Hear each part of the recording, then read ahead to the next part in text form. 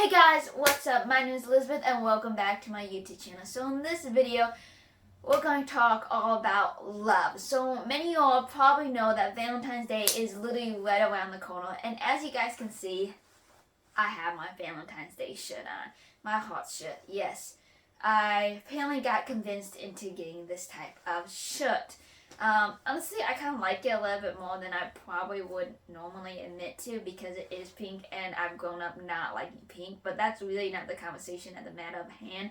What we're really talking about is love, and honestly, Valentine's Day is a horrible representation of it. Number one, Valentine's Day, I kind of feel like it's just another day for card companies to sell cards for chocolate to be handed out and just for more money for the stores to be, honestly.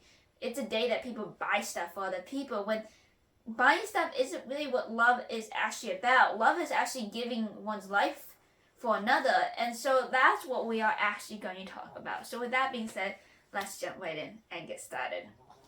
So many of you guys might be very familiar with 1 Corinthians 13. And if you guys don't know what that verse is, it's pretty much this love chapter. And in 1 Corinthians 13, 4-7, it specifically talks about what love is. Love is patient, love is kind, love, I'm butchering this here and paraphrasing, but love is kind, it does not envy, it does not vaunt, it is not puffed up, it does not seek its own, it is not easily provoked, it thinks no evil, it rejoices not in iniquity, but rejoices in the truth, it bears all things, believes all things, hopes all things, endures things.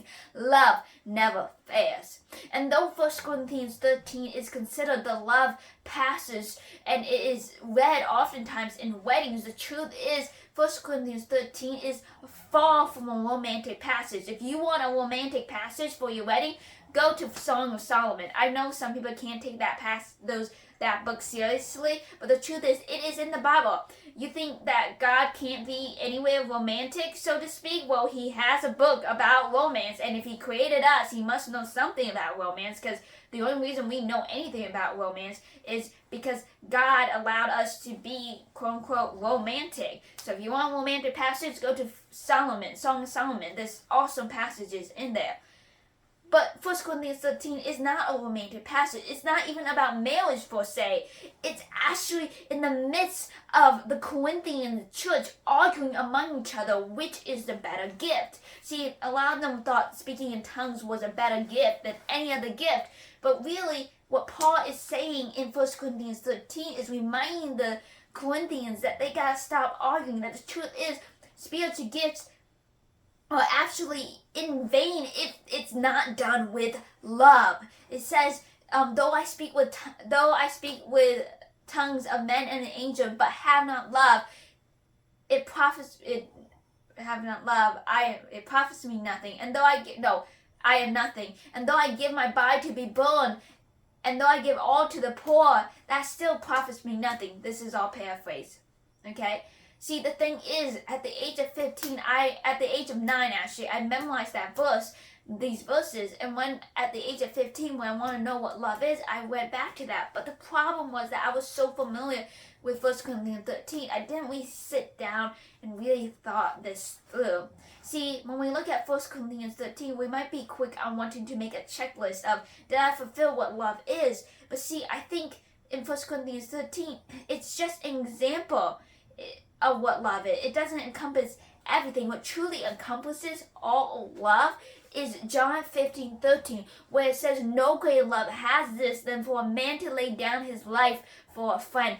That is true love. True love is laying down your life for another. Ephesians 5:25 talks about husbands, love your wives, just as Christ loved the church and gave himself up for the church. See, husbands are called to love their wives, to surrender, to sacrifice their life for their wives, not just physically as in dying, but to their wants and desires. But this does not say that we are off the hook if we aren't husbands. No, that's far from the truth. See, the greatest commandment calls us to love God with all our hearts, with all our soul, with all our mind, with all our strength. In Mark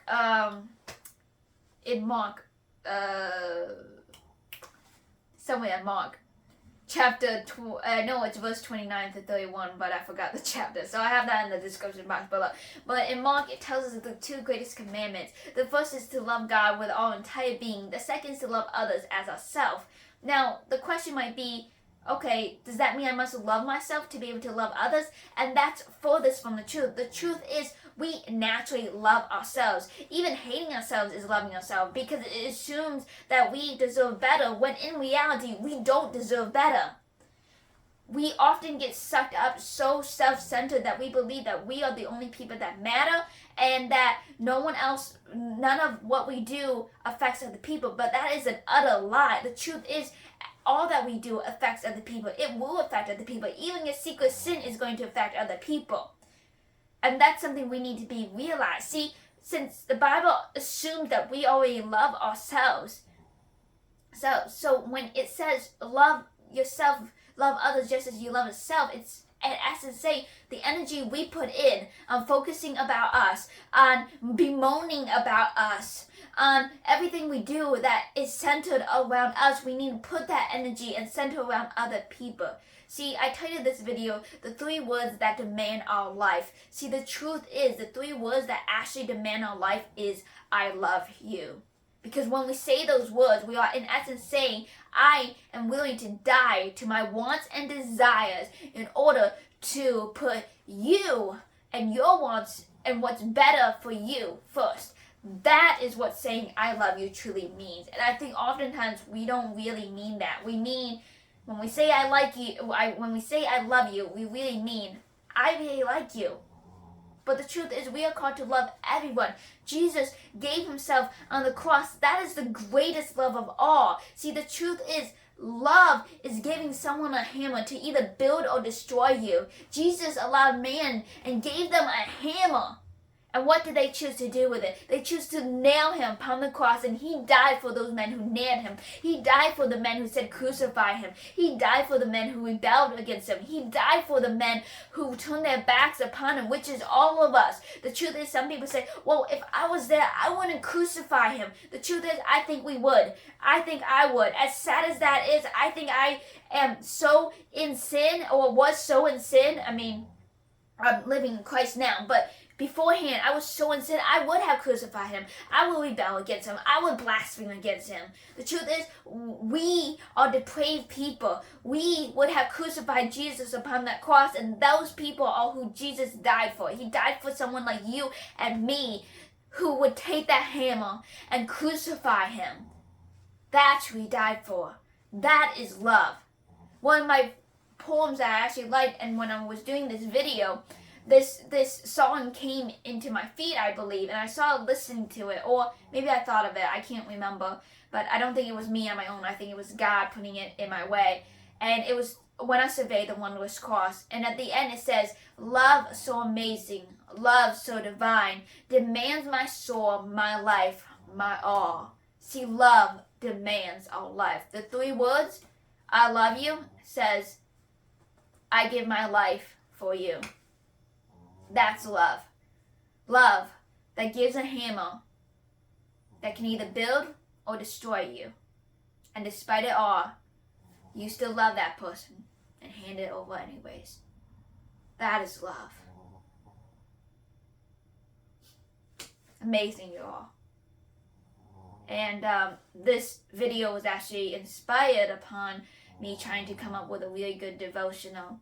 And I was really praying about, Valentine's Day is coming up. What should I say? And God pointed to that passage. The song, When I Survey the Wondrous Cross. When I was doing some research about spiritual gifts, I was led to 1 Corinthians 13. And then I was thinking about other passages. The last thing I just want to mention is that the truth is, there should be no fear in love. In John, it talks about perfect love casts out fear. We shouldn't love because we are afraid. If we say we love God, that means we shouldn't be afraid that if we don't love God, we will be punished. Love is a choice. Love is a choice despite whatever the outcome may be. And love casts out fear. So I didn't really talk about that much, but I just wanted to add that in at the end of the video. So with that being said, I really hope that saying all this encourages you to really sink down deep in and think about, what does love mean? If we had to sum it all up, love is giving our life for another. Whether that mean physically our life, as in dying, or giving our life as in our time, our resources, our energy, all that is of us for someone else. That is love. As I said, love is giving someone a hammer to build or to destroy you, and loving them despite the outcome of it. Thank you so much for watching. Please subscribe, push that bell button to get notification, and you never miss another video again. I thank you so much for watching. Your views really mean a lot to me, and I just really want to say thank you. I really have a passion to share God's word with other people, and this platform has enabled me to do so, and I really thank you for your support. It really means a lot to me, but at the end of the day, I have to constantly remember that I'm not doing this for me, because that's not love. I'm doing it for God and for others, but first for God, then others, because at the end of the day, if only God sees this, then that's what matters, and I know He does. But if it helps that one other person, that's also really good too. So thank you so much, and I hope you guys take away as much as I have, because doing these videos I have learned so much, and I hope you guys did too. I should really close the video now. So thank you so much for watching. I'll see you guys next time. God bless.